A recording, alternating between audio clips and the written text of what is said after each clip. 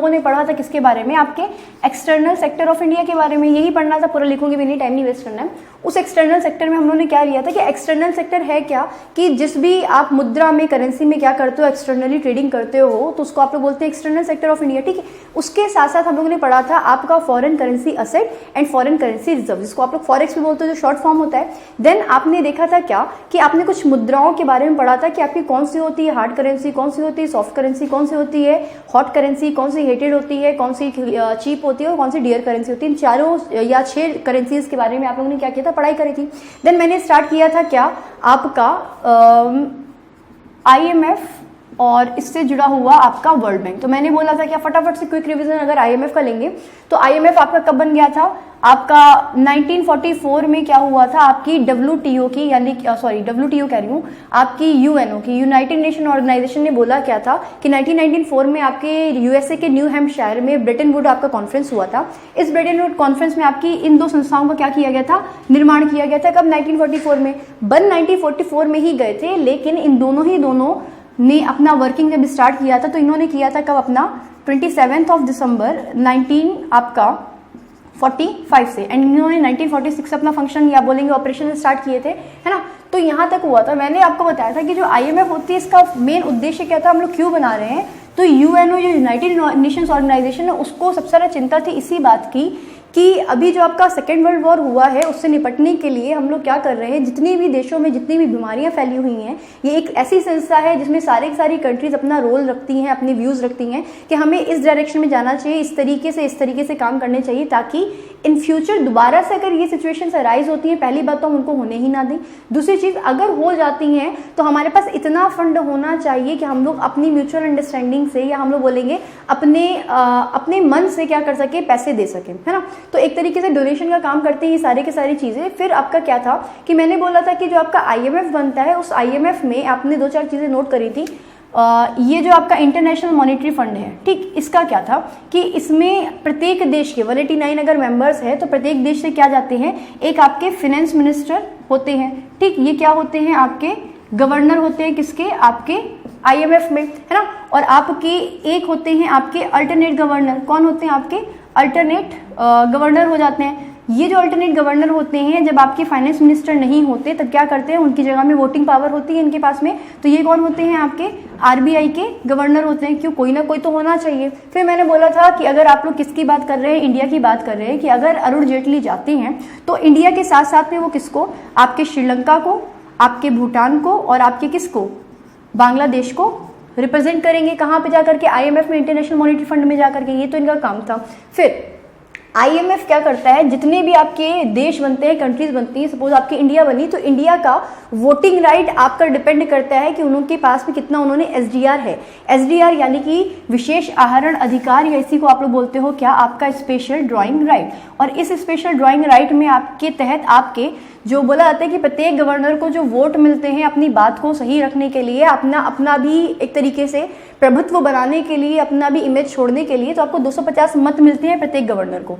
अगर आपका क्या है, आपके पास 1 लाख क्या है, 1 लाख SDR हैं, तो आपके ये 1 लाख SDR क्या करेंगे, आपका +1 वोट कर देंगे। यानी कि आपका जितना SDR लाखों में बढ़ता जाएगा, आपके पास उतना ही वोटिंग राइट आ जाएगा और उतना ही ज़्यादा डिसीजंस जो होंगे मेकिंग बॉडी में अपना रोल दे पाएंगे। खैर, आपका ये जो SDR होता है, इसमें आप लोग क्या करते हो, आप डॉलर देते हो, आप गोल्ड देते हो, और आप क्या देते हो, आपकी लोकल करेंसी देते हो। ये तरीके से चीज़ें बताई थी। अब फंक्शंस अगर RBI या IMF की बात किए जाएंगे तो फंक्शंस क्या होते हैं कि प्रत्येक देश जा रहा है बेसिकली, तो जब आप फंक्शंस की बात करते हैं तो आपका IMF क्या होता है, ये आपका इंटरनेशनल लेवल पे आप बोलेंगे ग्लोबली जो आपकी ट्रेडिंग चलती है, उन ट्रेडिंग में जो आपका एक्सचेंज रेट होता है करेंसी का, ये डिफाइन करता है कौन, आपका IMF। आप सभी को पता है कि जो IMF हुआ और आपका जो कौन हुआ, आपका जो वर्ल्ड बैंक हुआ, इन दोनों के जो हेडक्वार्टर्स है वो कहाँ पे है, वॉशिंगटन DC में है। कहाँ पे है, वॉशिंगटन DC में है, यानी कि डिस्ट्रिक्ट ऑफ कोलंबिया। मैंने उस दिन भी बोला था कि ये वॉशिंगटन DC USA में है। तो USA में स्टैब्लिश ये हेडक्वार्टर्स है। तो इन लोगों ने क्या किया कि हमारी करेंसी क्या है, डॉलर है, और डॉलर को मैंने बोला था आपकी कैसी करेंसी है, आपकी ये हार्ड करेंसी भी है और ये हॉटेड करेंसी भी है, कि इसकी डिमांड भी बहुत ज़्यादा हो जाती है पहली चीज़, और डिमांड तो है ही। अगर कि किसी देश में जाते हैं, वहाँ पर इन्वेस्ट करते हैं और आप क्या करते हैं, एकदम से निकालने लगते हैं, तो आपकी कैसी हो जाती है करेंसी, हॉटेड करेंसी होती है, क्योंकि ऑलरेडी मार्केट में अवेलेबल नहीं है। और अगर उस देश की क्या हो गई, गई आर्थिक स्थिति यानी कि इकोनॉमिक कंडीशंस बिगड़ गई तो आपकी यही हॉटेड करेंसी बन जाएगी जो बाहर ज़्यादा क्या कर रही है, आउटफ्लो कर रही है, यानी कि पलायन कर रही है, बाहर की तरफ निकल रही है। इतना बताया था आप लोगों को।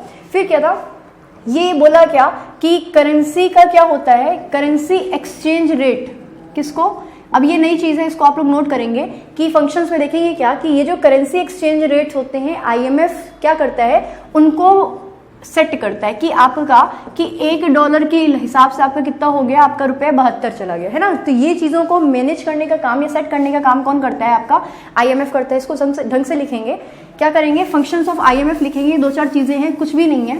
और ये इसलिए क्योंकि एसएससी में कई बार पूछ लिया आता है, ये स्पेशल पूछा आता है क्योंकि यही 2 सबसे बड़ी अंतर्राष्ट्रीय संस्थाएं हैं, इकोनॉमिक ऑफिसेज है, ऑर्गेनाइजेशंस हैं।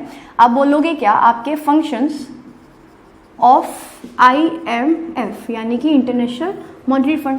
पहला चीज़ क्या, पहला इन्होंने क्या किया, बोलेंगे set the exchange rates of currencies.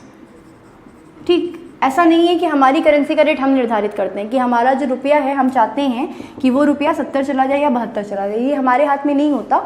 हमारे हाथ में ये सब चीज़ें इसलिए नहीं होती क्योंकि हम लोग इंटरनेशनल मार्केट को, जैसे हम लोग बोलते नहीं है क्या कि जब आप लोग स्टॉक मार्केट की बात करते हैं, जब आप लोग शेयर मार्केट की बात करते हैं, तो इस शेयर मार्केट में हम लोग करते हैं क्या कि आपका जो पैसे ऊपर जा रहे होते हैं, नीचे जा रहे होते हैं, बेसिकली आप इंडिया का इंटरनल मार्केट चल रहा है तो इसको सेबी क्या करता है, देखता है, ऑब्जर्व करता है, उसको रेगुलेट करता है, ठीक है। लेकिन जब बात करेंगे आप इंटरनेशनल मार्केट की, तो इस इंटरनेशनल मार्केट में आपकी पहली चीज़, हम लोग कभी भी बायलैटरल ट्रेड हम लोग करते हैं और बायलैटरल ट्रेड के साथ साथ हम लोग मल्टीलैटरल ट्रेड भी करते हैं। तो जब बायलैटरल ट्रेड हो रहा है यानी कि 2 कंट्रीज के बीच में हो रहा है, तो आईएमएफ उसमें एक तरीके से बीच में आप आर्बिट्रेटर की तरह वर्क करता है कि इन दोनों कंट्रीज के बीच में जो उनकी करेंसी है या सपोज करिए यूएसए की जो करेंसी है और जो इंडिया की करेंसी है, अगर ये लोग ट्रेड करते हैं एक दूसरे के साथ में, तो उनकी जो करेंसी का एक्सचेंज रेट है वो कितना होना चाहिए। पहली बात, ये बायलैटरल ट्रेड है, 2 साइड से हो रहा है ट्रेड, तो कौन डिसाइड करेगा, आपका आईएमएफ डिसाइड करेगा। फिर जब आपकी क्या होती है, मल्टीलैटरल ट्रेड होता है, यानी कि एक ऑर्गेनाइजेशन बन जाती है तरीके से, जैसे आपने सुना होगा ओपेक के बारे में,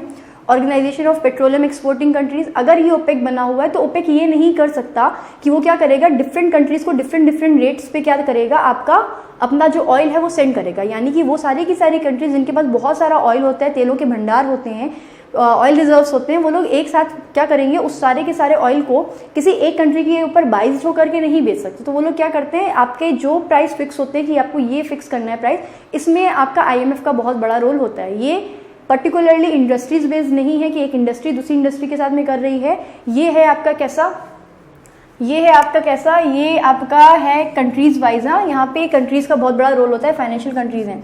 अच्छा, उसके बाद में क्या है कि आपका एक्सचेंज रेट तो आईएमएफ क्या करेगा, सेट करेगा ही करेगा। उस एक्सचेंज रेट को सेट करने के साथ साथ में आईएमएफ आपका देखता है क्या कि किसी भी तरीके का आपका इकोनॉमिक्स या बोलेंगे इकोनॉमी जो है ग्लोबल मार्केट की, वो किसी भी तरीके से अनबैलेंस्ड नहीं रहे, तो उसको बैलेंस करने का भी काम कौन करता है, आईएमएफ। ये नज़र रखा रहता है कि किस कंट्री के ऊपर, जैसे आप लोगों ने सुना होगा कि जब अभी किसमें, आपके ग्रीस में आपकी आर्थिक तंगी या बोलेंगे इकोनॉमिक फाइनेंशियल इमरजेंसी आई थी, कहाँ पे, ग्रीस में। तो जब ग्रीस में फाइनेंशियल इमरजेंसी आ रही थी आपका, और उस वक्त में यूरोपियन यूनियन था, तो वो बोल रहा था क्या कि हमारी जो करेंसी है यूरो है, यूरो में ही उधार लेकर के रखा हुआ था, तो वो जो हमारी यूरो है उसके अकॉर्डिंग आप लोग क्या करेंगे, आप मैनेज करेंगे। लेकिन तब ग्रीस को आईएमएफ ने अपने क्या दिए थे, समझाया था कि आप इस तरीके से करिए काम ताकि आपके ऊपर किसी भी तरीके का प्रेशर ना बने, क्योंकि अगर एक कंट्री के ऊपर फाइनेंशियल इमरजेंसी आती है और वो यूरोपियन यूनियन से अलग भी हो रहा है, तो उसकी जो करेंसी है उसके भी एक्सचेंज रेट्स आपके आईएमएफ को सेट करने पड़ेंगे अदर कंट्री से। तो वो अपनी तरफ से क्या करता है, गाइडलाइंस भी देता है आईएमएफ अदर कंट्रीज को। दूसरी चीज, आपका ये एक्सचेंज रेट सेट हुए, इसके बाद में क्या होता है, जब बोला जाएगा क्या कि इसे आपका वर्ल्ड वॉर हुआ था, वर्ल्ड वॉर के बाद में जो आपकी अर्थव्यवस्थाएं पूरी हिल गई थी, तो जो हिली हुई अर्थव्यवस्थाओं को जो डोनेशंस दिए जाते हैं, बेसिकली जो डोनेशन का वर्क होता है, बेसिकली वो कौन करता है, आपका आईएमएफ। ये तो आपका करेंसी सेट किया था, डोनेशंस भी कौन देता है, आपका आईएमएफ देता है। इसके साथ साथ सबसे बड़ी बात, अगर आप बोलोगे कि आईएमएफ जो कर रहा है वो किस तरीके से काम कर रहा है, तो आप लिख सकते हो क्या कि ये जो आपका है, जो एक्सचेंज रेट से उनको सेट कर दिया, स्थिरीकरण कर दिया, बैलेंस ऑफ पेमेंट्स को भी आपका क्या करता है, आईएमएफ ही मैनेज करता है। कि अगर आप बोलोगे बैलेंस ऑफ पेमेंट क्या होता है, बताइए भाई। ये 2-4 चीज़ें हैं, जैसे आपका बैलेंस ऑफ पेमेंट होता है, बैलेंस ऑफ ट्रेड होता है।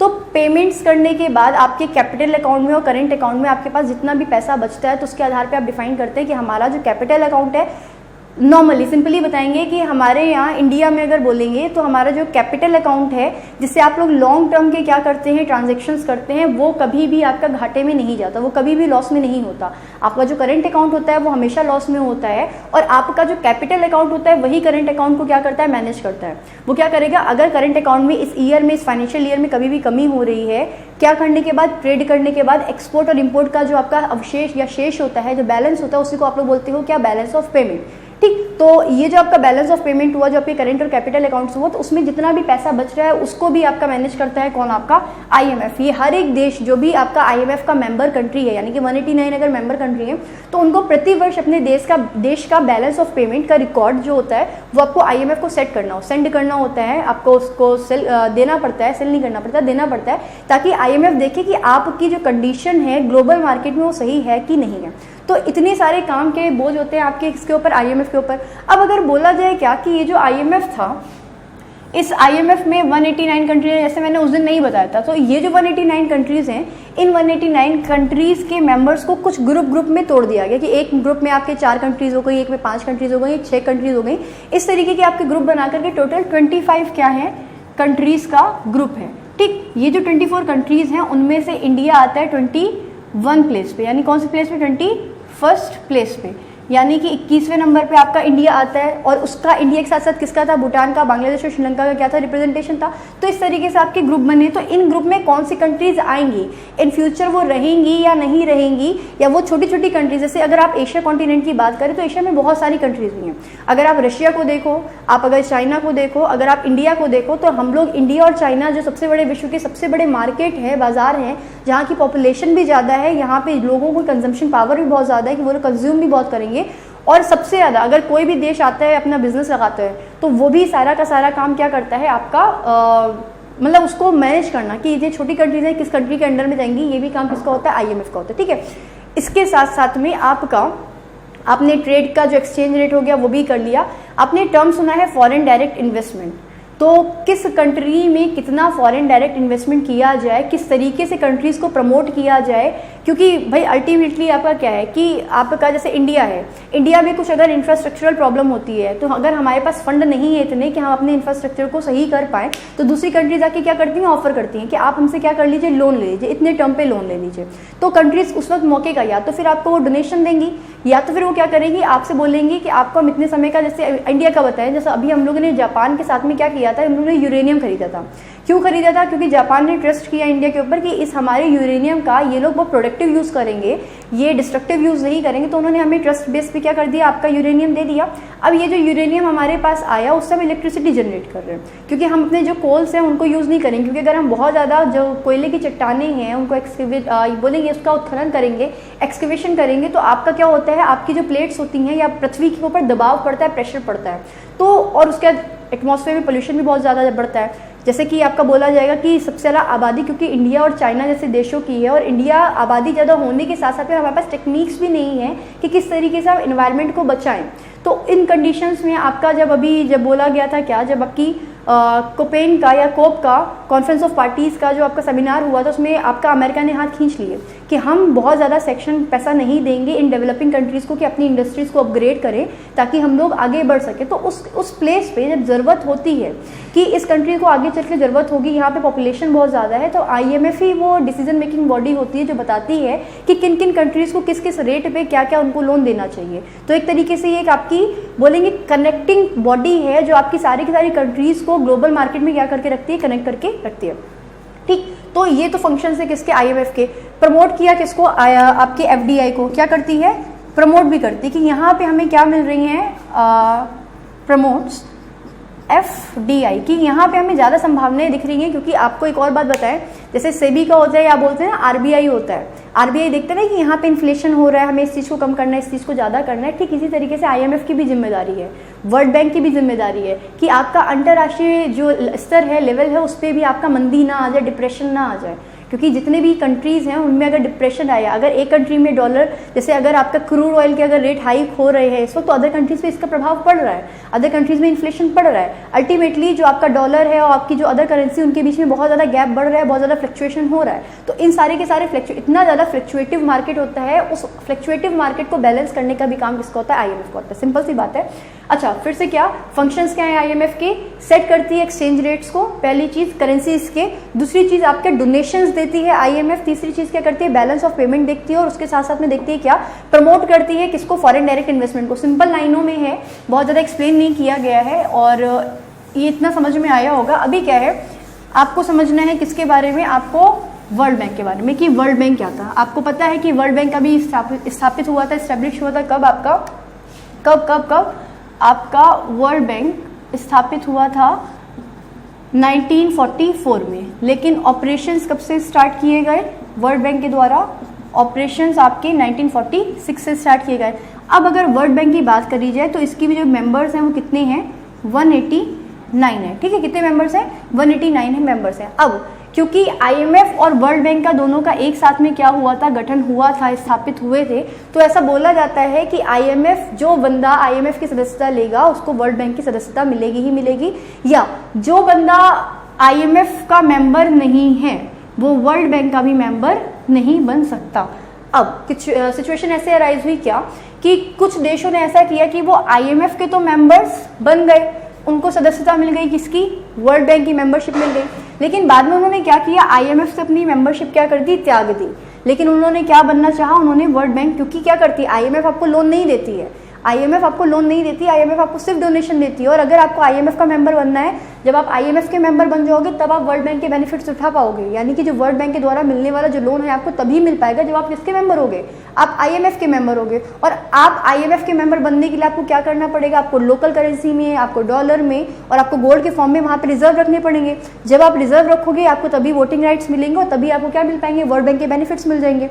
तो स्टार्टिंग में ये हुआ कि लोगों को इसको बनने के साथ में इसका भी मेंबरशिप मिल गई, आराम से मिल गई, लेकिन बाद में कंट्रीज ने क्या किया? उन्होंने बोला कि हमें IMF की सदस्यता नहीं चाहिए, क्योंकि हमारे पास इतना पैसा है ही नहीं कि हम वहाँ पे क्या कर सके, क्योंकि वो आगे चल के क्या होने वाली, वो डोनेशंस में जाने वाला है ना वो पैसा। तो आपका ये पैसा हम लोग को वर्ल्ड बैंक दे सके इन लोन फॉर्म और इन डोनेशंस, वो आपको नहीं पॉसिबल है अगर आप क्या नहीं हो, आप IMF के मेंबर नहीं हो। तो आगे चल के हुआ क्या? जब ये प्रॉब्लम बार बार आने लगी तो बोला गया क्या? ठीक है, आप IMF के मेंबरशिप छोड़ दीजिए, लेकिन आप वर्ल्ड बैंक के मेंबर बने रहेंगे। लेकिन तब बने रहेंगे जब आप लोग क्या करेंगे? आप वर्ल्ड बैंक और IMF, यानी कि जितनी भी 189 कंट्रीज हैं उन कंट्रीज में से 75 कंट्रीज की आपको क्या मिलती है? सहमति मिलती है कि वो परमिट करती हैं कि ठीक है आप IMF के मेंबर मत रहिए, लेकिन आप वर्ल्ड बैंक के मेंबर बने रहिए। तो वहाँ का भी क्या होता है? 189 मेंबर्स आपको बोलेंगे कि आपकी कंडीशंस को, आपकी फाइनेंशियल कंडीशंस को, आपकी मार्केट सिचुएशंस को हम लोग एनालाइज करते हैं, क्योंकि ऑब्वियसली बात है जो मेंबर बनना चाह रहे हो उसको पैसे देने पड़ रहे हैं, और अगर आप बिना पैसा दिए मेंबर बन रहे हो और आप बेनिफिट उठा रहे हो वर्ल्ड बैंक के, तो अदर कंट्रीज जो मेंबर हैं उनको प्रॉब्लम होगी ही होगी। तो इसीलिए बोला गया क्या कि आप IMF की सदस्यता छोड़ सकते हैं और वर्ल्ड बैंक के मेंबर बने रह सकते हैं या सदस्य बने रह सकते हैं, तब जब 75% जो मेंबर्स हैं वो आपको बोलते हैं कि ठीक है आप क्या करिए, आप IMF के मेंबर मत रहिए, लेकिन आप वर्ल्ड बैंक के बेनिफिट्स उठा लीजिए, यानी कि वर्ल्ड बैंक की सदस्यता बना करके रखे रहिए। ठीक है, अब क्या हुआ आपका इसका, जैसे कि आप लोगों को पता है कि जो वर्ल्ड बैंक था इसका गठन या इसका जो हेडक्वार्टर है वो कहाँ पे है? USA में है। कहाँ पे है? USA में। तो आपका जो USA है, USA ही क्या करता है? डिसाइड करता है कि कौन होगा चेयरमैन किसका? आपके वर्ल्ड बैंक का। यानी क्या होता है? USA डिसाइड करता है कि मेंबर कौन होगा आपका किसका? वर्ल्ड बैंक का। अब आप अगर वर्ल्ड बैंक के मेंबर बन रहे हो तो वहाँ पे भी क्या होता है, क्योंकि यही कंडीशन आई ना कि आपने IMF में पैसा नहीं जमा किया लेकिन वर्ल्ड बैंक के बेनिफिट्स आपने उठाए, तो कंडीशन, क्योंकि वहाँ पे SDR में होता है और SDR स्पेशल ड्राइंग राइट्स के आधार पे आपको वोटिंग राइट मिलता है। वर्ल्ड बैंक में ऐसा वोटिंग राइट का कोई सीन नहीं था, तो बोला गया क्या कि आप चेयरमैन बन जाओगे, USA डिसाइड कर देगा ऐसा, लेकिन अगर आप वर्ल्ड बैंक के मेंबर बन रहे हो तो उसमें भी आपको क्या करना पड़ता है? आपको कुछ शेयर्स होते हैं या अंश होते हैं, उसके आधार पे आपको वर्ल्ड बैंक की क्या मिलती है? सदस्यता मिलती है। पहली चीज, अगर आप वर्ल्ड बैंक के सदस्य बनना चाहते हो, मेंबर बनना चाहते हो, तो आपको जो भी अमाउंट आप दे रहे हो उस पूरे के पूरे टोटल अमाउंट का आप क्या करोगे? आप 2% किस में दोगे? आप दोगे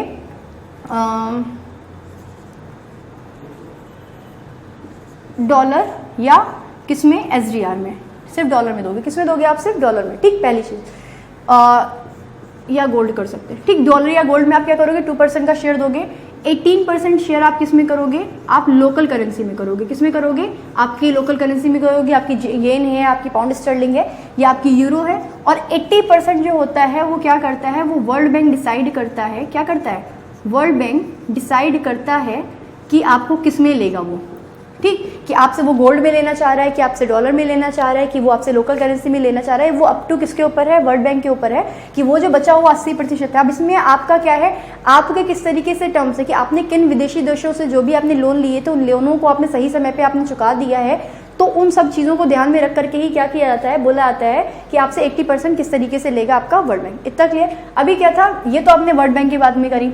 अब वर्ल्ड बैंक के क्या होते हैं? फंक्शंस क्या होते हैं? तो आप सिंपल अगर फंक्शंस एक लाइन में लिखोगे तो आपकी विश्व युद्ध के बाद में जितनी बार आप जितना भी आपको इंफ्रास्ट्रक्चर का क्या हुआ, लॉस हुआ, उस सारे के सारे इंफ्रास्ट्रक्चर बोलेंगे रिकंस्ट्रक्शन के लिए पैसा लोन देता है कौन? आपका।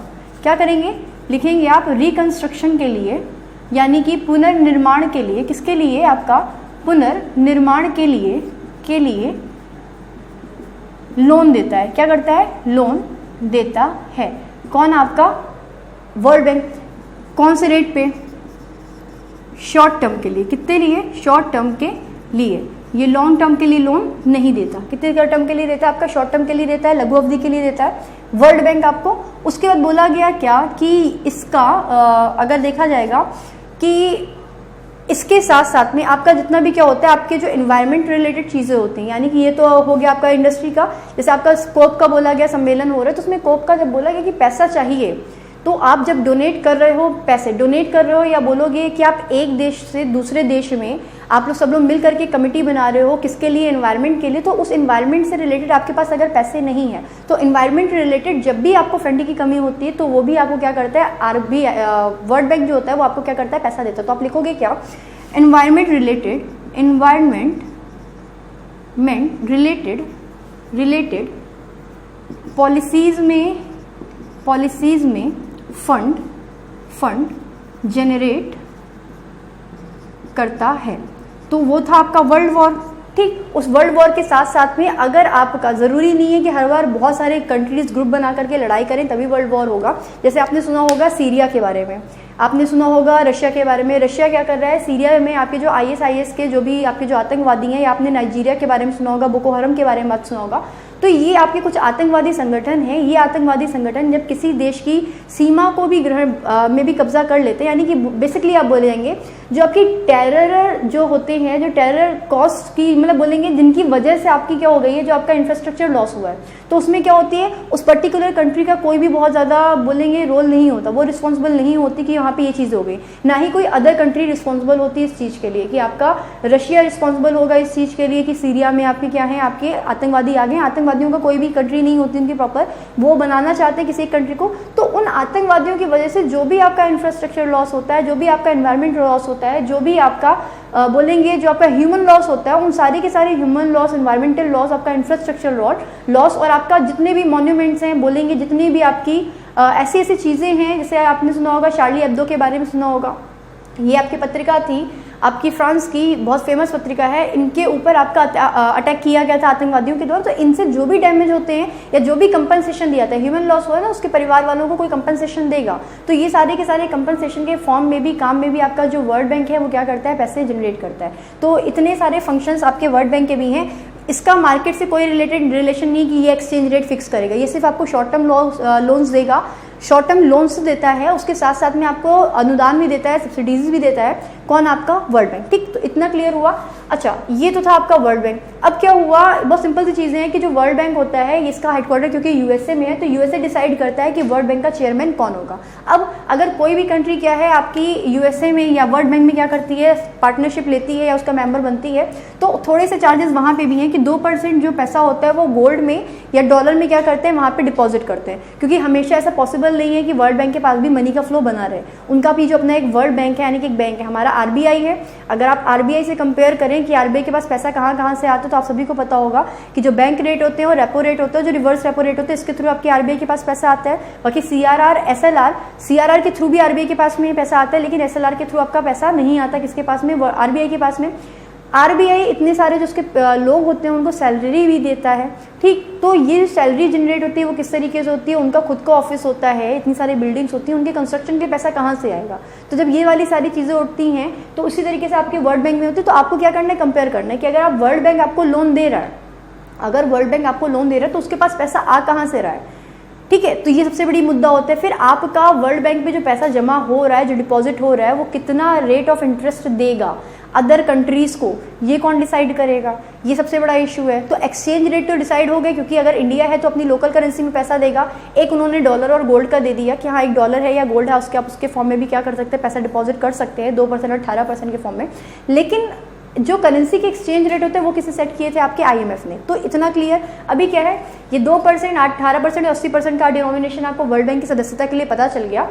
आईएमएफ और वर्ल्ड बैंक दोनों की मेंबरशिप बहुत ज़्यादा ज़रूरी है, लेकिन ऐसा ज़रूरी नहीं है कि आप वर्ल्ड बैंक के तो मेंबर बने हैं लेकिन आप आईएमएफ के मेंबर नहीं बने। अगर इस तरीके का सीन होता है तो आपकी क्या होती है, 75% जो आपकी मेंबर कंट्रीज होती हैं अगर बोलती हैं कि हाँ ठीक है, इसको आईएमएफ का नहीं बनना, वर्ल्ड बैंक का बनना, तो बन के रह जाएंगी। स्थापित ये 1944 में हो गया था, लेकिन फंक्शनिंग इसने ऑपरेशन कब से स्टार्ट किए थे, 1946 से स्टार्ट किए थे। और ये शॉर्ट टर्म के लिए क्या करता है, आपको लोन देता है। किस तरीके के लोन के लिए, जो आपका रिकंस्ट्रक्शन के लिए होता है। और दूसरी चीज़, इन्वायरमेंट रिलेटेड आपकी जो पॉलिसीज होती हैं उनमें भी आपका फंड जनरेट करता है आपका कौन, वर्ल्ड बैंक। इससे ज़्यादा नहीं पूछा जाएगा, लेकिन इंटरेस्ट के वर्ल्ड बैंक है, इसके साथ में आपकी 5 इंस्टीट्यूशन कैसे हैं जुड़े हुए हैं। वो 5 इंस्टीट्यूशन के बारे में, पहले नाम, उनके ईयर, उनके फंक्शन, आप इस तरीके से करेंगे क्या। देखिए आपका जो ये वर्ल्ड बैंक है इसकी क्या है, इससे रिलेटेड हैं आपके 5 इंस्टीट्यूशंस, ठीक। ये जो 5 इंस्टीट्यूशंस हैं सबका बोलेंगे, सबका अपना अलग अलग रोल है। जैसे कि आप एक तरफ लिखोगे क्या, उस इंस्टीट्यूशन का नाम, जैसे आपने लिखा किसके बारे में, आईबीआरडी। जब आप आईबीआरडी के बारे में बात करते हो कि आईबीआरडी क्या होता है, तो आपका आईबीआरडी देखिएगा क्या है। पहली बात, इसका स्थापित कब हुआ था, ये 1945 में ही हुआ था। किसके साथ में, वर्ल्ड बैंक के साथ में, और आपके किसके साथ में, आपके आईएमएफ के साथ में। दूसरा है आपका कौन सा, आपका आईएफसी। क्या है आपका आईएफसी। ये जो आईएफसी का गठन यानी कि इंटरनेशनल फाइनेंस कॉर्पोरेशन है, इसका जो गठन हुआ था ये आपका हुआ था कब, आपका 1956 में, ठीक। आईबीआरडी, आईएफसी के बाद में आपके 3 और हैं, जैसे कि आपका आईडीए, आपका आईसीएसआईडी। तो आईडीए यानी कि इंटरनेशनल डेवलपमेंट अथॉरिटी, आईडीए, ठीक। आईडीए के साथ में आपका क्या था, आईसीएसआईडी, एंड इसके साथ में है क्या, मीगा, MIGA, ठीक। ये क्या है, ये आपके 5 इंस्टीट्यूशन है। और आपको ईयर याद करनी है कि आपका वर्ल्ड बैंक 1944 में बना था, ऑपरेशन 46 से स्टार्ट किए थे। आईबीआरडी आपका 1945 में बना था। आपका आईएफसी यानी कि इंटरनेशनल फाइनेंस कॉर्पोरेशन आपका बना था कब, 1956 में। आपका आईडीए 1960 में बना था। कब बना था, 1960 में बना था। आईसीएसआईडी 1966 में बना था। और मीगा बन गया था 1988 में। कब बन गया था आपका, 1988 में। फुल फॉर्म लिखेंगे क्या कि इंटरनेशनल बोर्ड क्या है, international board for reconstruction and आपका क्या, आपका डेवलपमेंट, ठीक। ये किसका है, आपका आईबीआरडी का है। आईएफसी की बात करेंगे तो ये क्या है आपका, इंटरनेशनल फाइनेंस कॉर्पोरेशन, ठीक। किसकी बात करेंगे, आपके आईडीए का। तो ये है क्या, आपकी इंटरनेशनल डेवलपमेंट अथॉरिटी। क्या है आपकी, इंटरनेशनल डेवलपमेंट अथॉरिटी। आईसीएसआईडी, अभी इंडिया किसका मेंबर है मैं बताऊंगी। जैसे है ये आपका क्या, international centre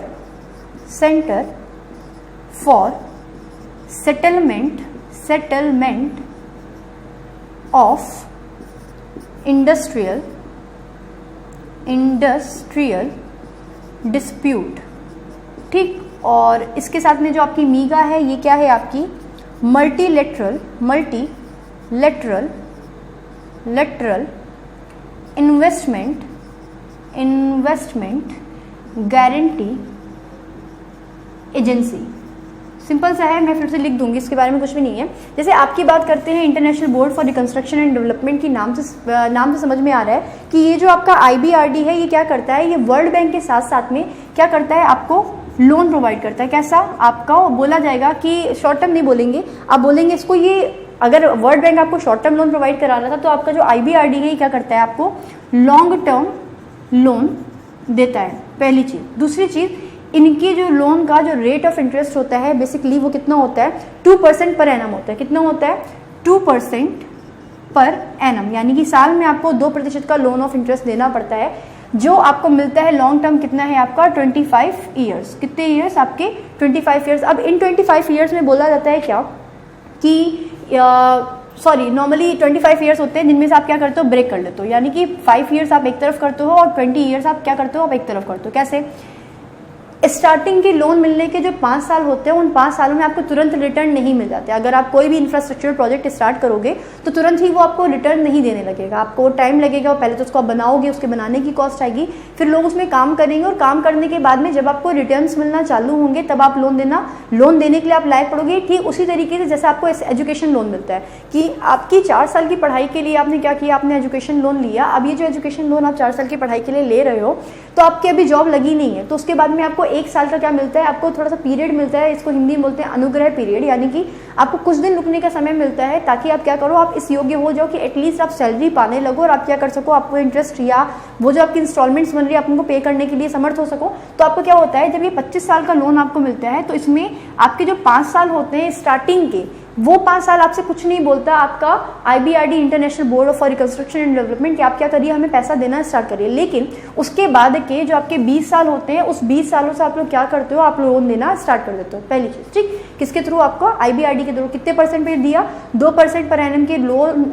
rate of interest पे आपको क्या दिया, ROI लिख देंगे, यानी कि रेट ऑफ इंटरेस्ट आपका क्या है 2% पर एनम है और ये लॉन्ग टर्म लोन देता है। ठीक, ऐसा करिए, IBRD आपने समझ लिया, ऊपर से हटा रही हूँ, ये 5 इंस्टीट्यूशन है, ये जो सारे के सारे जो हैं ये आपके वर्ल्ड बैंक से जुड़े हुए हैं। तो आपने क्या किया, आपने IBRD के बारे में पढ़ा। अभी नेक्स्ट देखेंगे भाई, देखिए फिर से क्या नीचे वाले हटा दे रहे हैं, तो देखिए भाई ये आपका IBRD था। अब इसके बाद में आपका क्या था, IBRD के बाद में आपका 1956 का ईयर था और आपका गठन हुआ था किसका, IFC का।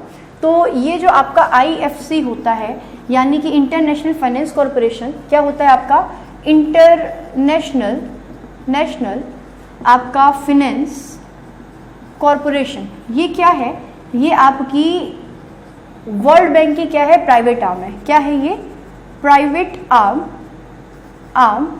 Of world bank. ये निजी भुजा है और ये क्या करती है, ये आपके RBI के सारे सॉरी RBI कह रहे हैं, private arm of world bank है। वर्ल्ड बैंक के सारे क्या करती है, काम करती है। कौन, आपकी IFC है ना। और जब वर्ल्ड बैंक के सारे काम करेगी आपकी IFC या इंटरनेशनल फाइनेंस कॉरपोरेशन, तो ये करती है क्या, देखिएगा भाई। बेसिकली अगर बोला जाए कि जो आपकी IFC होती है या इंटरनेशनल फाइनेंस कॉरपोरेशन होती है, तो इसका काम क्या है, देखिए जब IFC की बात करेंगे तो वर्ल्ड बैंक की नीचे भुजा है। फंक्शन कब हुआ, बनी का 1956 में, 1945 में वो बनी थी। सारे के सारे वर्ल्ड बैंक के क्या करती है, वर्ल्ड बैंक के प्लेस पर सारे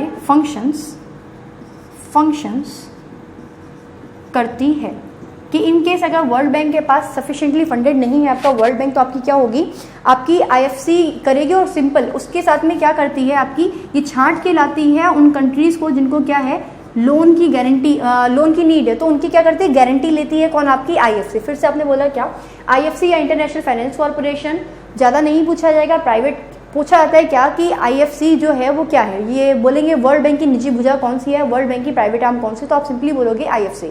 अगर IFC है तो इसका स्थापित कब हुई थी, 1956 में स्थापित हुई थी। और अगर निजी भुजा है तो ऑब्वियस है ना कि अगर मेरी ये राइट आर्म है तो मैं अपने जो बहुत ज़्यादा पर्सनल काम होंगी या कुछ वो मेरे स्पेशल या इंपॉर्टेंट मुद्दे होंगे उनको क्या करूँगी, मैं मैनेज करूँगी। जिस तरीके से वर्ल्ड बैंक आपको लोन दे रहा था, किस तरीके का शॉर्ट टर्म का लोन दे रहा था, तो उन शॉर्ट टर्म लोन्स में आपकी जो IFC होती है देखती है कि क्या ये गारंटी है कि जो लेने वाली लोन कंट्री है वो हमें सही समय पे लोन भी दे देगी, क्योंकि शॉर्ट टर्म का पीरियड है। अगर आप शॉर्ट टर्म का नहीं दे रहे हो, इवन लॉन्ग टर्म में, तो आपके पास चांसेस होते हैं कि आपका जो प्रोजेक्ट है, बेसिकली प्रोजेक्ट असेसमेंट का काम करती है IFC, कि किसी कंट्री ने लोन लिया किसी प्रोजेक्ट को करने के लिए शॉर्ट टर्म का, तो क्या वो लोन शॉर्ट टर्म में आपको बहुत अच्छे रिटर्न्स दे पाएगा, तो इसकी पूरी गारंटी लेता है आपका क्या, IFC। और तब आपको क्या मिलते हैं, आपके लोन्स कंप्लीट होते हैं। तो इतना क्लियर हुआ। देन आपका क्या है, देखिएगा भाई, IFC के बाद में आपका है IFC के बाद में आपका है क्या, IDA यानी कि इंटरनेशनल डेवलपमेंट अथॉरिटी। कब बना, 1956 में। इसको बोलते हैं क्या, आपकी soft window of world bank. Soft window क्यों बोलते हैं, क्योंकि आपकी ये क्या करती है, ये 35, पहली बात तो आप बोलेंगे ये लॉन्ग टर्म लोन देती है। कैसा देती है, लॉन्ग टर्म लोन देती है। और वो लॉन्ग टर्म लोन जो होता है वो 35 ईयर्स का होता है। और ये जो 35 ईयर्स का जो आपको लोन मिलता है 35 साल का, इसमें से जो आपका बोलेंगे जो रेट ऑफ इंटरेस्ट होता है वो कितना होता है आपका 0.75%। यानी कि आपका बोल सकते हो कि आपको फ्री में लोन मिलता है। क्या मिलता है, फ्री में लोन मिलता है। किसके द्वारा, आपकी किसके द्वारा, IDA के द्वारा, यानी कि इंटरनेशनल डेवलपमेंट अथॉरिटी। पहली चीज़ 1956 में इस्टेब्लिश हुई थी आपकी इंटरनेशनल डेवलपमेंट अथॉरिटी। एक मिनट, 1956 में, हाँ इस्टेब्लिश आपकी 1960 में इस्टेब्लिश हुई थी, 1960 में, ठीक है। 1960 में आपकी इस्टेब्लिश हुई थी। इसको soft window of world bank बोला जाता है।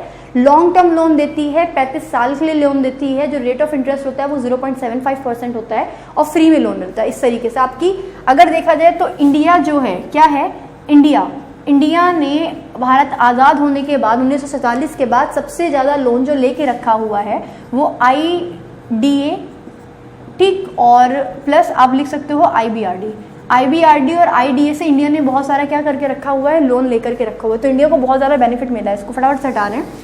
आपकी आज ये 5 संस्थाएं हो जाएं, उसके बाद आप लोग क्या करोगे, आप लोग नेक्स्ट टर्न में नेक्स्ट टॉपिक स्टार्ट करोगे, है ना।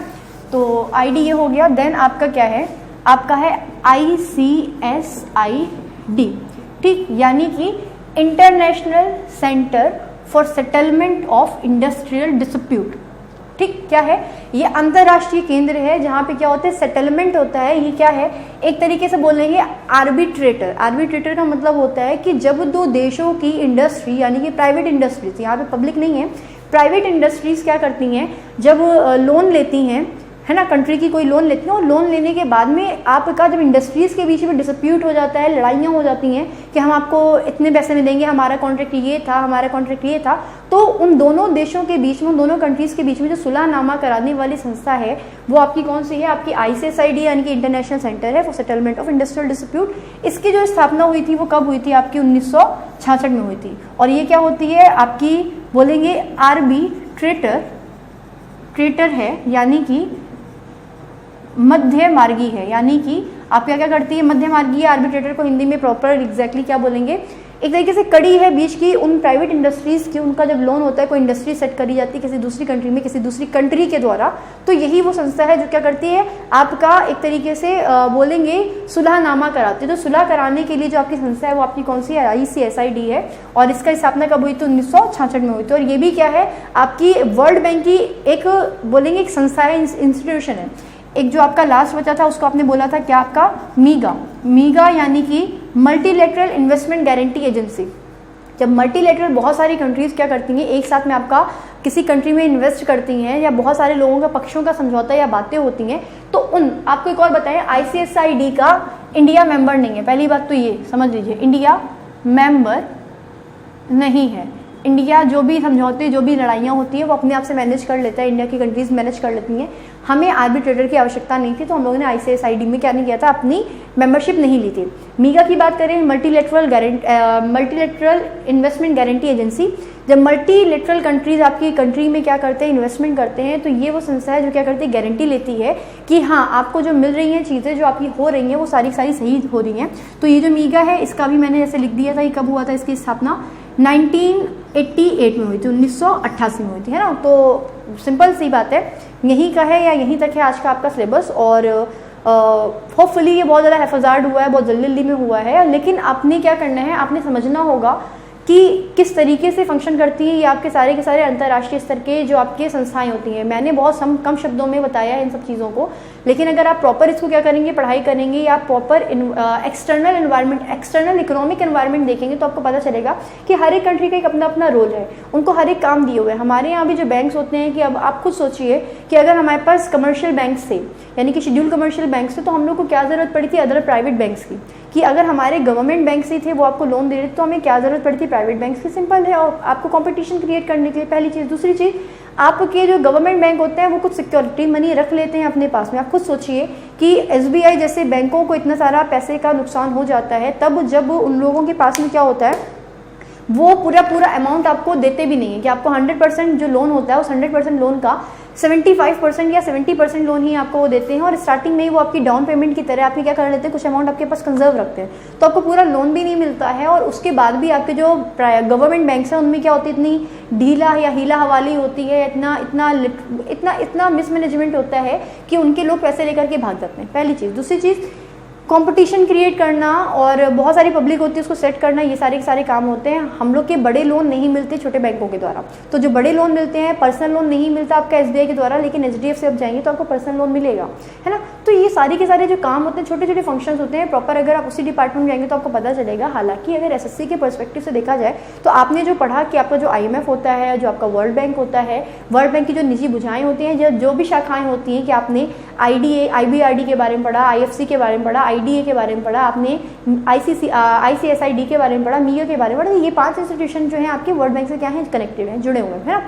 तो आज की क्लास यहीं पे ख़त्म करते हैं। कल आप लोग आएंगे तो कल आप लोगों को क्या मिलेगा, इकोनॉमिक्स का ही एक टॉपिक आपने सुना होगा, पब्लिक फाइनेंस। तो आप पब्लिक फाइनेंस के बारे में पढ़ेंगे, यानी कि आपके बजट के बारे में पढ़ेंगे। तो कल की क्लास लीजिए, और अभी के लिए यही पे एंड करते हैं, और बाय बाय, ठीक है। सब लोग खुश रहिए और अच्छे से पढ़ाई करिए। चलिए भाई, बाय।